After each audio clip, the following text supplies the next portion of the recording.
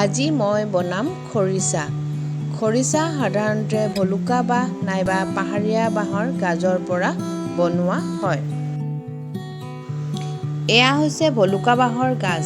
আজি মই ভলুকা বাঁহৰ গাজৰ পৰা খৰিচা বনাম।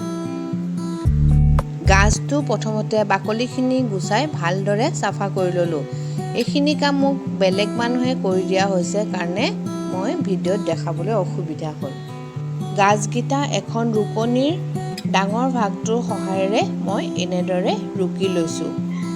কোমলীয়া অংশটো অতি সহজতে এনেদৰে ৰুকিব পাৰি আৰু যিটো টান অংশ তলৰ অংশটো মই ৰুকিব নোৱাৰি সেইটো মই ব্যৱহাৰ কৰা নাই। গোটেইখিনি ৰুকি লোৱাৰ পাছত মই ফাৰ্মেণ্টেশ্যনৰ কাৰণে একদিন ঢাকি থৈ দিছোঁ। এদিনৰ পিছত গাজখিনি এটা এয়াৰ টাইট কণ্টেইনাৰত মই ভৰাই ল'লোঁ। কণ্টেইনাৰটো মই আগতীয়াকৈ চাফা কৰি ৰাখিছিলোঁ। কিছুমানে নতুন গাজখিনিৰ লগত পুৰণা খৰিচা অলপ মিহলাই দিয়ে যাতে সোনকালে টেঙা হয়। মই কিন্তু মিহলাই দিয়া নাই। কণ্টেইনাৰটোত ভালদৰে সাফৰ মাৰি মই অকণমান গৰম ঠাইত ৰাখিলোঁ। 5 দিনৰ পাছত এতিয়া মোৰ গাজবিলাক টেঙা হৈ গ'ল।